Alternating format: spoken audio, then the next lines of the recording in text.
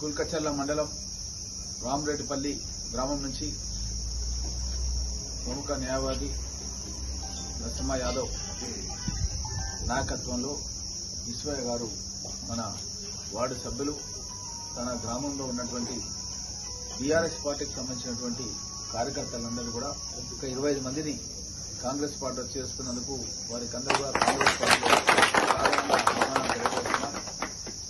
ముఖ్యంగా ఈరోజు గౌరవ ముఖ్యమంత్రి రేవంత్ రెడ్డి గారి నాయకత్వంలో పేదలకు ఇందిరమ్మ ఇండ్లు అంటే ఎస్సీ ఎస్టీలకు 6 లక్షలు, బీసీలకు ఇతరులకు 5 లక్షలు పెట్టి ఇంటి స్థలం లేకుంటే స్థలం కూడా ఇచ్చి ఇల్లు కట్టే కార్యక్రమాన్ని కాంగ్రెస్ పార్టీ ప్రారంభిస్తుంది.